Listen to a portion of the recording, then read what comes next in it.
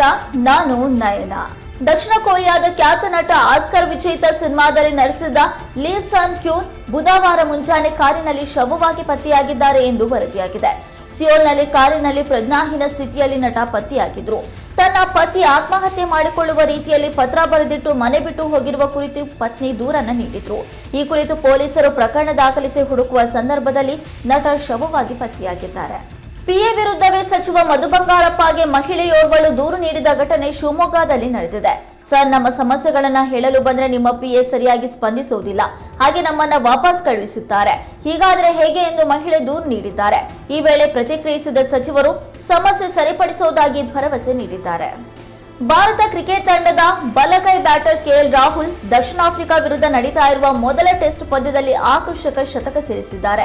ಇದು ಟೆಸ್ಟ್ ಕ್ರಿಕೆಟ್ನಲ್ಲಿ ರಾಹುಲ್ ಗಳಿಸಿದ 8ನೇ ಶತಕವಾಗಿದೆ. ಈ ಪೈಕಿ 7 ಶತಕಗಳು ವಿದೇಶ ನೆಲದಲ್ಲೇ ದಾಖಲಾಗಿರುವುದು ವಿಶೇಷ.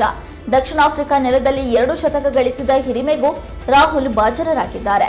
ದಕ್ಷಿಣ ಆಫ್ರಿಕಾ ನೆಲದಲ್ಲಿ ಟೆಸ್ಟ್ ಕ್ರಿಕೆಟ್ನಲ್ಲಿ ಅತಿ ಹೆಚ್ಚು ಶತಕ ಗಳಿಸಿದ ಏಷ್ಯಾದ ಬ್ಯಾಟರ್ಗಳ ಪಟ್ಟಿಯಲ್ಲಿ ಸಚಿನ್ ತೆಂಡೂಲ್ಕರ್ 5 ಶತಕದ ಮೂಲಕ ಅಗ್ರಗಣ್ಯ ಸ್ಥಾನದಲ್ಲಿದ್ದಾರೆ. ಈಗ ವಿರಾಟ್ ಕೊಹ್ಲಿ ಜೊತೆ ರಾಹುಲ್ 2ನೇ ಸ್ಥಾನವನ್ನ ಹಂಚಿಕೊಂಡಿದ್ದಾರೆ.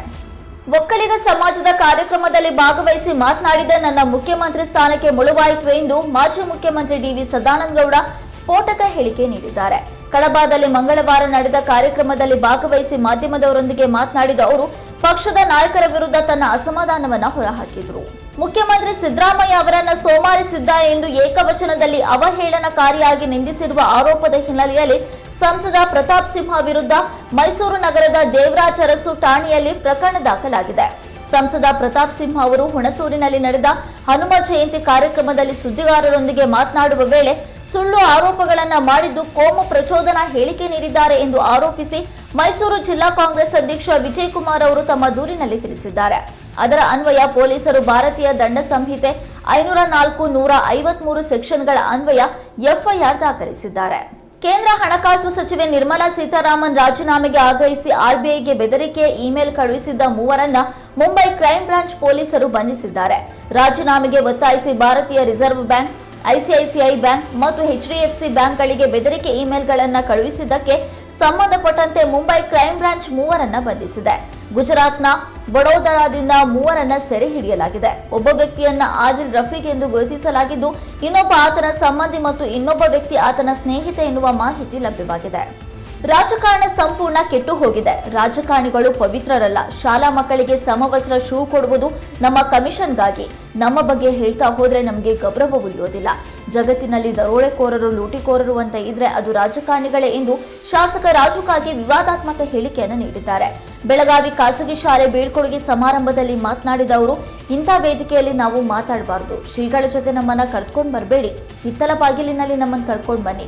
ಅಷ್ಟರ ಮಟ್ಟಿಗೆ ವ್ಯವಸ್ಥೆ ಹಾಳಾಗಿ ಹೋಗಿದೆ ಎಂದು ಹೇಳಿದರು.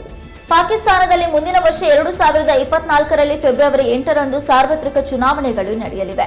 ಈ ಚುನಾವಣೆಯಲ್ಲಿ ಮೊದಲ ಬಾರಿಗೆ ಖೈಬರ್ ಪಖ್ತೂನ್ಖ್ವಾದ ಬುನೇರ್ ಜಿಲ್ಲೆಯ ಸಾಮಾನ್ಯ ಸ್ಥಾನಕ್ಕೆ ಹಿಂದೂ ಮಹಿಳೆಯೊಬ್ಬರು ನಾಮಪತ್ರ ಸಲ್ಲಿಸಿದ್ದಾರೆ. ಡಾನ್ ವರದಿಯ ಪ್ರಕಾರ ಸವೀರಾ ಪ್ರಕಾಶ್ ಎಂಬ ಹಿಂದೂ ಮಹಿಳೆ ಬುನಾರ್ ಜಿಲ್ಲೆಯ PK25ರ ಸಾಮಾನ್ಯ ಸ್ಥಾನಕ್ಕೆ ಅಧಿಕೃತವಾಗಿ ನಾಮಪತ್ರ ಸಲ್ಲಿಸಿದ್ದಾರೆ. ಹಿಂದೂ ಸಮುದಾಯದ ಸದಸ್ಯರಾದ ಸವೇರಾ ಪ್ರಕಾಶ್ ಅವರು ತಮ್ಮ ತಂದೆಯ ಹಾದಿಯನ್ನು ಅನುಸರಿಸಿ ಪಾಕಿಸ್ತಾನ್ ಪೀಪಲ್ಸ್ ಪಾರ್ಟಿ ಟಿಕೆಟ್ನಲ್ಲಿ ಚುನಾವಣೆಗೆ ಸ್ಪರ್ಧಿಸಲು ತಯಾರಿ ನಡೆಸಿದ್ದಾರೆ. ಸವೀರಾ ಪ್ರಕಾಶ್ ತಂದೆಯ ಹೆಸರು ಓಂ ಪ್ರಕಾಶ್. ಇವರು ನಿವೃತ್ತ ವೈದ್ಯರಾಗಿದ್ದಾರೆ. ಅವರು ಈ ಹಿಂದೆ ಪಾಕಿಸ್ತಾನ ಪೀಪಲ್ಸ್ ಪಾರ್ಟಿಯ ಸದಸ್ಯರಾಗಿದ್ದರು.